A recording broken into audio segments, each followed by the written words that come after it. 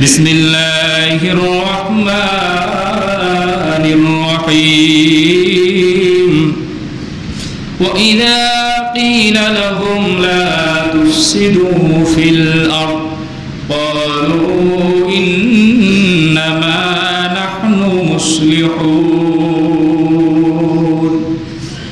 আল্লাহ রাব্বুল আলামিন কোরআনুল কারীমে ইরশাদ করেন وإذا قيل لهم لا تفسدوا في الأرض যখন তাদেরকে বলা হয় তোমরা জমিনের ভিতরে বিশৃঙ্খলা তৈরি করো না, ফাসাদ সৃষ্টি করো না, জমিনের ভিতরে তোমরা অবিচার অন্যায় জুলুম করো না, ফাসাদ সৃষ্টি করো না, লা তুফসিদু ফিল আরদ তোমরা জমিনের ভিতরে সমস্ত অশ্লীল কর্মকাণ্ড করো না, অস্থিতিশীল পরিবেশ সৃষ্টি করো না, মানুষকে অন্যায়ভাবে হত্যা করো না, মানুষকে খুন করো না, রক্তপাত করো না, অন্যায়ভাবে জুলুম নির্যাতন করো না। যাদেরকে যখন এই কথা বলা হয় তারা বলে ক্বালু ইন্নামা নাহনু মুসলিহুন, উত্তরে তারা বলে এ সমস্ত আমরা কেন করব? ইন্নামা নাহনু মুসলিহুন, বরং আমরা তো হলাম মীমাংসাকারী। আমরা কি জাতিসংঘ আছে না নাই, আমেরিকা আছে না নাই, কথা বলেন, বিশ্ব মানবাধিকার সংস্থা আছে না নাই, ওআইসি সংগঠন আছে না নাই, কত সুন্দর সুন্দর লেকচার তারা দেয়, কোটি কোটি মানুষ, লক্ষ লক্ষ মানুষ মারা যায়, কিন্তু তারা মানবতার সংগঠন, ওআইসি সংগঠন, জাতিসংঘ, আরো যত সংগঠন আছে ওয়ার্ল্ড বিশ্বের মধ্যে, তারা নিজেদেরকে এই একই কথা বলে। একই কথা আল্লাহ ১৫০০ বছর আগে বলে দিয়েছেন, তোমরা তাদেরকে যা কিছু বলো না কেন, তোমরা যত ব্যানার মিটিং ফেস্টুন নিয়ে মিছিল করো না কেন, তারা একটা কথাই বলবে ইন্নামা নাহনু মুসলিহুন, আরে আমরা হইলাম মীমাংসাকারী। আমরা হইলাম কি? কিন্তু আদতে তারা মীমাংসাকারী না, সে কথা আল্লাহ বলে দিলেন। আল্লাহ বলে দিলেন তারা মীমাংসাকারী না, তারা নিজেদেরকে দাবি করবে, অথচ আল্লাহ বললেন তোমরা ফাসাদ সৃষ্টি করো জমিনের মধ্যে, বিশৃঙ্খলা করো। ওই কাফের মুশরিকদেরকে আল্লাহ বলতেছে, ইহুদিদেরকে আল্লাহ বলতেছে, খ্রিস্টানদেরকে আল্লাহ বলতেছে তোমরা জমিনের মধ্যে ফাসাদ সৃষ্টি করতেছো, ফাসাদ করতেছো, বিশৃঙ্খলা তৈরি করতেছো।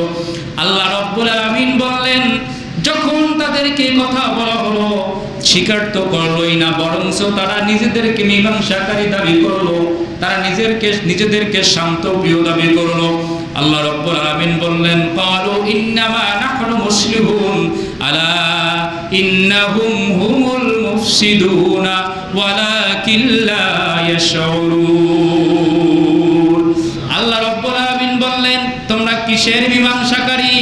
তোমরা তো হলো পৃথিবীর মধ্যে সবথেকে বড় বিশৃঙ্খলাকারী, ফাসাদ সৃষ্টিকারী। সুবহানাল্লাহ বলেন।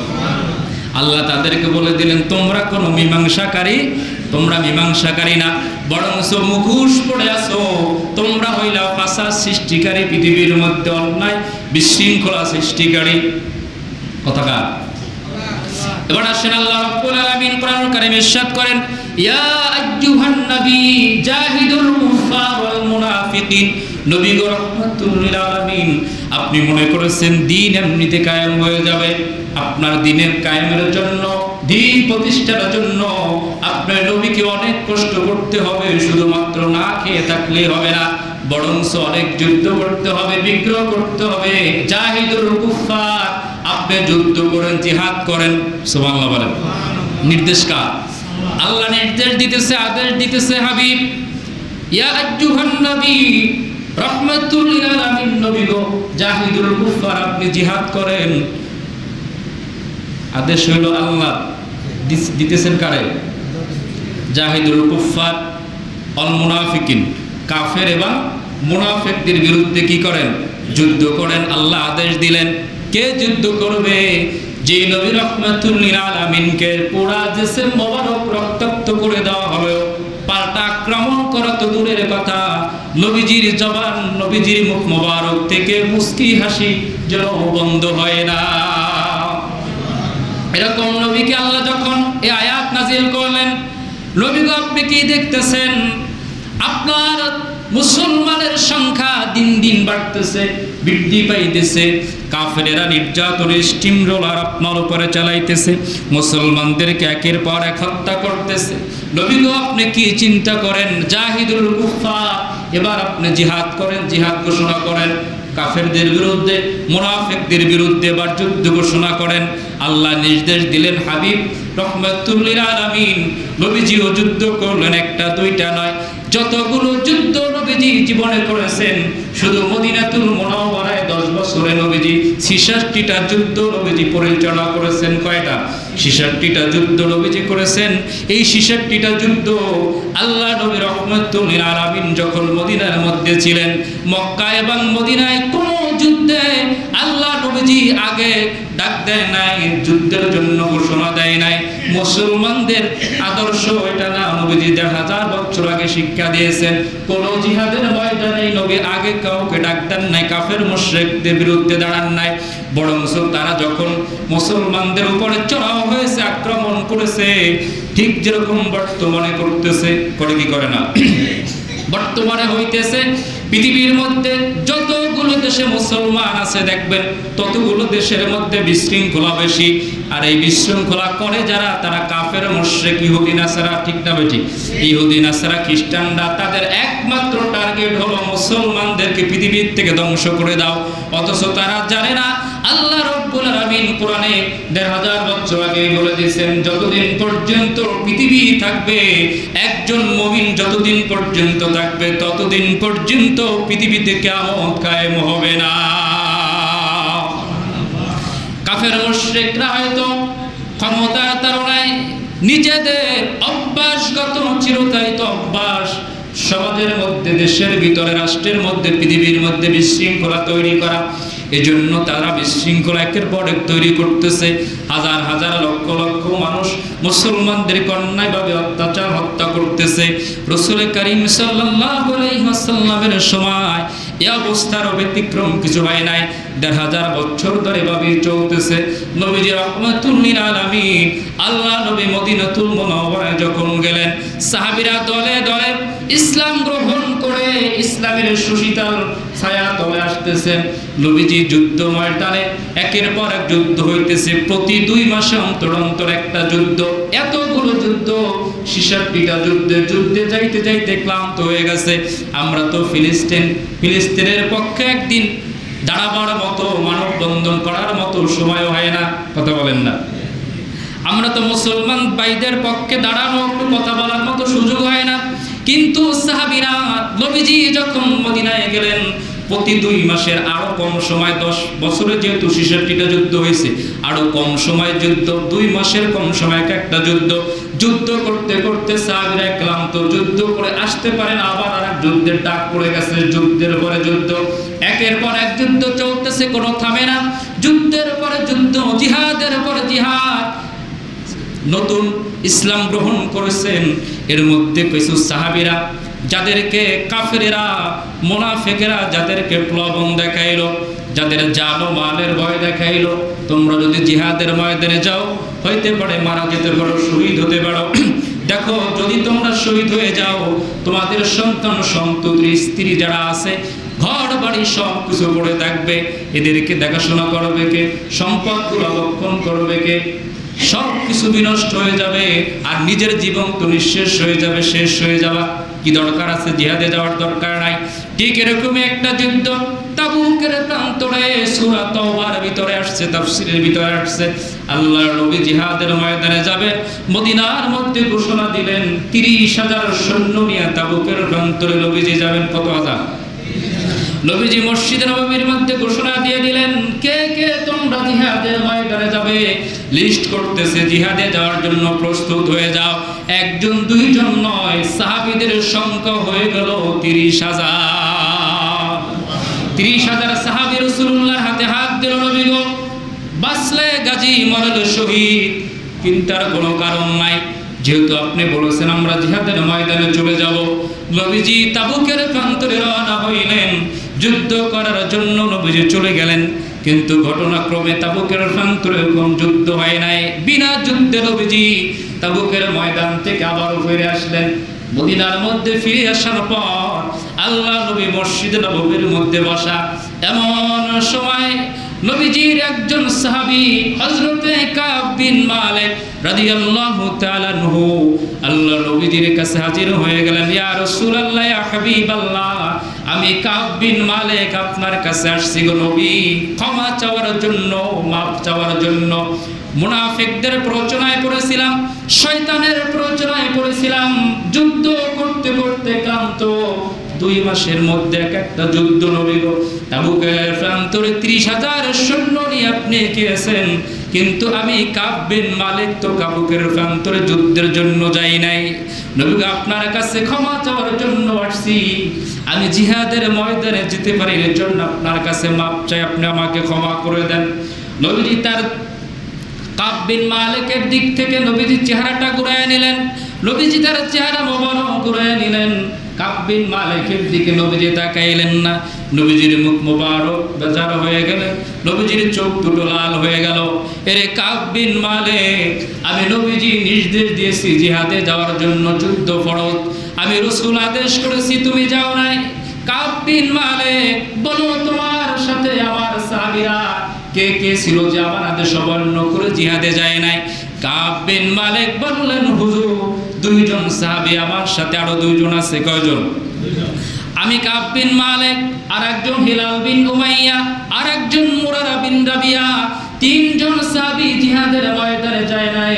কিতাবের ভিতরে আসছে কাব বিন মালিক, হিলাল বিন উমাইয়ার বয়স হলো 70 বছর।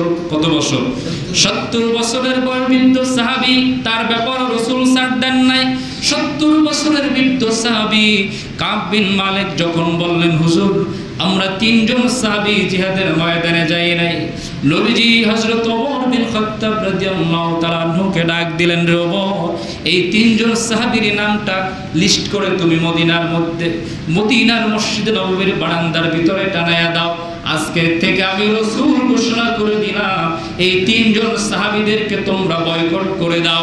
এদের সাথে লেনদেন করবে না, ব্যবসা বাণিজ্য করবে না, কথাবার্তা বলবে না। আমি রাসূল হারাম ঘোষণা করলাম, যেহেতু তারা আমি রাসূলুল্লাহর আদেশ অমান্য করেছে, কষ্ট দিয়েছে, আমি রাসূল ঘোষণা করলাম তাদের সাথে তোমরা এখন থেকে সমস্ত যোগাযোগ তোমরা বিচ্ছিন্ন করে দিবে। কাব বিন মালিক, হিলাল বিন উমাইয়া, মুরারা বিন রাবিয়া, 3 জন সাহাবীর নাম লিখে মসজিদ নববীর ভিতরে টানিয়ে দেওয়া হলো। সাহাবীরা আসে, একের পর এক 3 জনের নাম যখন দেখতে পাইল, কোন সাহাবী তাদের সাথে কথা বলে না, সালামও দেয় না, তারাও কথা বলতে চাইলে কেউ কথা বলে না। এমনকি বাড়ির ভিতরে খবর পৌঁছে গেল, কাব বিন মালিক দৌড়ে বাড়ির ভিতরে চলে গেল। স্ত্রী আগেই শুনতে পাইল যে রাসূলুল্লাহ মসজিদ নববীর ভিতরে তাদেরকে ঘোষণা দিয়েছেন, বয়কট ঘোষণা করেছেন, তাদের সাথে সম্পর্ক বিনষ্ট করেছেন। আল্লাহ নবী এই ঘোষণা দিয়েছেন। কাব বিন মালিক যখন বাড়ির দরজায় গেল, স্ত্রী ঘরের ভিতর থেকে দরজাটা বন্ধ করে দিল। কাব বিন মালিক ডেকে ডেকে বললেন, স্ত্রী দরজা খুলে দাও, কেন দরজা বন্ধ করে দিলা? স্ত্রী ঘরের ভিতর থেকে আওয়াজ করে বলে, রে কাব বিন মালিক, ঘরের দরজা খুলতে পারি, সামনের দরজা খুলে দেব, আর পিছনের দরজা খুলে আমি তোমার ঘর থেকে চিরজীবনের জন্য বিদায় নিয়ে চলে যাব। এরে কাব বিন মালিক, যেহেতু রাসূল বয়কট করেছেন, মসজিদ নববীর ভিতরে নবীজি তোমাকে বয়কট করেছেন, তোমার নাম লিস্টভুক্ত হয়ে গেছে, আমি তোমার ঘরের একসাথে তোমার সাথে থাকতে চাই না, তোমার ঘরের ভিতরে জায়গা নাই। যদি রাসূল তোমাকে ক্ষমা করে দেয়, আমি তোমার জন্য ঘরের দরজা খুলব, নতুবা ঘরের দরজা আমি খুলতে পারি, কিন্তু এই ঘরের মধ্যে তোমার সাথে একসাথে আর থাকতে পারবো না। ছোট 2টা মাসুম বাচ্চা, ছোট ছোট 2 বাচ্চা। কাব বিন মালিক ডাক দিলেন, সন্তান কথা বলে না, ঘরের ভিতর থেকে জানালার থেকে তাকায়া বলে, রে বাবা, যেহেতু রাসূল ঘোষণা দিয়েছেন, মাও তোমাকে শেষ কথা বলে দিয়েছেন, আমরা তোমার সাথে কোনো কথা বলবো না, আমাদের সাথে তোমার সাথে কোনো সম্পর্ক নাই। যদি রাসূল ক্ষমা করে তাহলে তোমার সাথে আমাদের কথা, নতুবা এই মুহূর্ত থেকে তোমার সাথে সমস্ত সম্পর্ক যোগাযোগ বন্ধ, আমরা তোমার সাথে কোনো সম্পর্ক রাখতে চাই না, কথা বলতে চাই না। কাব বিন মালিক যখন অবস্থা তৈরি হলো, পাগলের মতো হয়ে গেল, মদিনার হইতে দৌড়ায়, নবীজি আমার বিরুদ্ধে বয়কট জারি করেছেন। রাসূল কথা বলেন না, সাহাবীরা কথা বলেন না, পরিবার থেকে বিচ্ছিন্ন করে দিয়েছেন। এদিকে কাব বিন মালিক মদিনা থেকে চলে গিয়ে পাহাড়ের গুহায় আশ্রয় নিয়া কাব বিন মালিক সেখানে কান্নাকাটি শুরু করে দিল। তাফসীরের ভিতরে আসছে হিলাল বিন উমাইয়া 70 বছরের বয়োবৃদ্ধ সাহাবী চিৎকার করে করে কান্দে। অবশেষে মসজিদে নববীর মধ্যে এসে মসজিদে নববীর এক বারান্দায় একটা কিনারায় গিয়ে কাব বিন হিলাল বিন উমাইয়া নিজের দুইটা হাত মসজিদে নববীর মধ্যে পিলারের সাথে, খাম্বার সাথে, খুঁটির সাথে বেঁধে দিল, শক্ত টাইট করে বেঁধে নিল। হযরত হিলাল বিন উমাইয়া এমন শক্ত করে টাইট করে বেঁধে নিল যে ওই বান্দা থেকে রক্ত পুজ বাহির হতে পড়ে লাগলো। শরীরের হাত থেকে গোশত আলাদা হয়ে রক্ত বের হতে লাগলো, পুজ বের হয়ে গড়ে পড়তে লাগলো। এরকম মাস চলে গেল, খাবার নাই, পানি নাই, আহার নাই, জিহ্বা শুকায় গেছে, মুখমণ্ডল শুকায়া শরীরের চোখ গর্তের ভিতরে ঢুকে গেছে, চোখ পর্যন্ত দেখা যায় না, শুকায়া কাঠ হয়ে গেছে, মারা যাবে এমন অবস্থা। শুধুমাত্র নিঃশ্বাসটা এরকম আছে, এরকম উপক্রম হয়ে গেছে। হিলাল বিন উমাইয়া অবস্থা, মুরারা বিন রাবিয়া, তিনজনের একই অবস্থা। কারোর সাথে কারো কোনো যোগাযোগ নাই, সাহাবীরা কারোর সাথে কথা বলে না, যেহেতু রাসূল নিষেধ করেছেন যে তাদের সাথে সমস্ত যোগাযোগ বন্ধ হয়ে গেছে, যোগাযোগ করবে না। এমন পরিস্থিতি 1 মাস পার হয়ে 2 মাস যখন হতে চলল, নবীজি মসজিদে নববীর মধ্যে ঢুকতে বের হতে কাব বিন হিলাল বিন উমাইয়ার দিকে দৃষ্টি দেয়।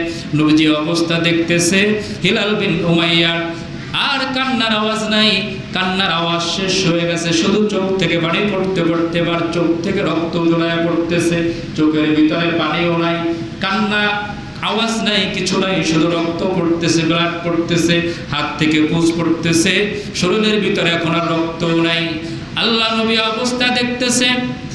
2 মাস যখন অতিবাহিত হতে চলল, আল্লাহ নবী রাহমাতুল লিল আলামিন সাহাবীদেরকে নিয়ে বসা। এমন সময় হযরতে জিবরাইল আলাইহিস সালাম আল্লাহর নবীর কাছে হাজির হয়ে গেল। নবী রাহমাতুল লিল আলামিন, ইয়া রাসূলুল্লাহ, ইয়া হাবিবাল্লাহ, আল্লাহ রাব্বুল আলামিন এই মুহূর্তে আসমান থেকে আপনার 3 সাহাবীর জন্য আল্লাহ সুসংবাদ জারি করে দিয়েছে।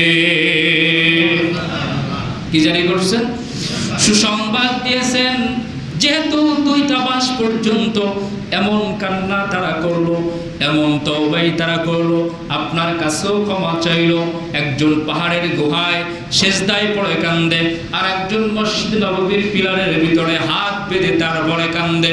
হুজুর আল্লাহ এই মুহূর্তে আসমান থেকে আপনার 3 সাহাবীর জন্য আল্লাহ আয়াত নাজিল করে দিয়েছেন, ওয়া আলাস সালাসাতিল্লাযীনা খুল্লিফু হাত্তা ইযা ضاقت عليهم الأرض بما رحبت وضاقت عليهم أنفسهم জবান ছেড়ে বলেন সুবহানাল্লাহ। আল্লাহ রাব্বুল আলামিন সাথে সাথে আসমান থেকে আয়াত নাজিল করে আল্লাহ জানায় দিলেন, হুজুর যে 3 জনকে আপনি বয়কট করেছিলেন, পিছনে রেখেছিলেন, যে 3 জনকে আপনি সভাচ্যুত করেছিলেন, মসজিদ নববী থেকে বাহির করে দিয়েছিলেন, আল্লাহ রাব্বুল আলামিন আয়াত নাজিল করে ঘোষণা করে দিলেন, আল্লাহ রাব্বুল আলামিন 50 দিন যখন অতিবাহিত হয়ে গেল, আল্লাহ তাদের তওবা কবুল করেছে, আল্লাহ রাব্বুল আলামিন তাদেরকে ক্ষমা করে দিয়েছে। 50 দিন তাফসীরের কিতাবে আসছে, যখন 50 দিন হয়ে যায়, একটানা 50 দিন তারা কান্না করতে থাকে, শুধুমাত্র রাসূলের একটা আদেশ অমান্য করার কারণে। কয়টা? একটা আদেশ অমান্য করার কারণে 50 দিন পর্যন্ত কান্না করতে থাকে, তওবা করতে থাকে। 50 দিন একাধারে একটানা কান্না করার পরে, তওবা করার পর আল্লাহ রাব্বুল আলামিন তাদের তওবা গ্রহণ করলেন, কবুল করলেন, আল্লাহ রাব্বুল আলামিন ক্ষমা ঘোষণা করলেন। এবার রাসূল সাহাবীদেরকে বললেন, রে আমার সাহাবীরা, ওমর ইবনে খাত্তাব খাত্তাব রাদিয়াল্লাহু তাআলা আনহুকে নবীজি ডাক দিলেন, ওমর তুমি চলে যাও কাব বিন মালিকের কাছে। কোথায় কাব বিন মালিক? কাব বিন মালিককে তুমি আমার রাসূল বললেন আমার কাছে ডেকে নিয়ে আসো এবং সাধারণ ক্ষমা ঘোষণা করে দাও। হিলাল বিন উমাইয়াকেও খোঁজ খবর দাও, মুরা বিন রাবিয়াকেও খোঁজ খবর দাও। নবীজি চলে গেলেন কাব বিন মালিকের বাড়ির মধ্যে, দরজায় করাঘাত করলেন। কাব বিন মালিক বাড়িতে আছো কিনা? ঘর থেকে আওয়াজ আসলো। কাব বিন মালিকের স্ত্রী বললেন, কে আপনি? বলে আমি রাসূলুল্লাহর সাহাবী ওমর ইবনে খাত্তাব। বলে কি জন্য আসছেন? বলে আসছি কাব বিন মালিককে এর সন্ধানের জন্য, খোঁজের জন্য আসছি, বাসায় আছে কিনা। কাব বিন মালিকের স্ত্রী বললেন, ওমর যাকে রাসূল ঘোষণা করেছেন বয়কট নিষিদ্ধ ঘোষণা করে দিয়েছেন, আমরাও তার পরিবার, আমি তার স্ত্রী হয়েও নিষিদ্ধ বয়কট ঘোষণা করেছি। সুতরাং কাব বিন মালিকের খবর এই ঘরের ভিতরে আপনি আর কোনোদিন পাবেন না। কাব বিন মালিক নবীজির কাছে, ওমর বিন খাত্তাব চলে আসলেন, হুজুর বাড়ির ভিতরে তো পেলাম না, বাড়ির ভিতরে সে নাই, তার পরিবার তাকে বয়কট ঘোষণা করেছে। যেহেতু আপনিও সমাজচ্যুত করেছেন, মসজিদ নববী থেকে বয়কট করেছেন, সে তো নাই বাড়িতে। নবীজি বললেন, খুঁজে দেখো কোথায় আছে। পাহাড়ের মধ্যে, পাহাড়ের গুহার ভিতরে বসা, মাথাটা সিজদায় দিয়ে কান্না করতে করতে শুকায়া মেরুদণ্ড পর্যন্ত এমন ভাবে শুকায়া কঙ্কাল হয়ে গেছেন, চোখ দেখা যায় না, ভিতরে গর্ত হয়ে ডুবে গেছে, রক্তপুঞ্জ বাহির হতেছে, চোখ দিয়ে পানি পড়ে না, কোনো আওয়াজ নাই, কান্নার কোনো শব্দ নাই, সিজদার থেকে পড়ে গেছে, কিন্তু ওঠার মতো, দাঁড়ানোর মতো কোনো ক্ষমতাও নাই। নবীজির সাহাবী ওমর ইবনে খাত্তাব বললেন, রে কাব, তোমার চেহারা দেখলেও তো তোমাকে এখন আর চেনা যায় না। রে কাব বিন মালিক, আল্লাহ কোরআনে তোমার জন্য খুশি হয়ে আয়াত নাযিল করেছেন, আল্লাহ রব্বুল আলামিন তোমাকে ক্ষমা করে দিয়েছে। নবীজির কাছে ধরে নিয়ে আসা হলো কাব বিন মালিককে। রাসূলুল্লাহ চোখ থেকে পানি ছেড়ে ছেড়ে কাঁদেন। তিনজনই নবীজির সামনে বসলেন। কাব বিন মালিক, হিলাল বিন উমাইয়া বৃদ্ধ সাহাবী। রাসূলুল্লাহ বললেন, আল্লাহ যেহেতু তোমাদেরকে ক্ষমা করে দিয়েছেন, একটানা 50 দিন পর্যন্ত তওবা করতেছো, কান্না করতেছো, আল্লাহ তোমাদেরকে খুশি হয়ে ক্ষমা করে আজকে আয়াত নাজিল করে দিয়েছেন। যেহেতু আল্লাহ ক্ষমা করে দিয়েছেন, আমি রাসূলুল্লাহ তোমাদেরকে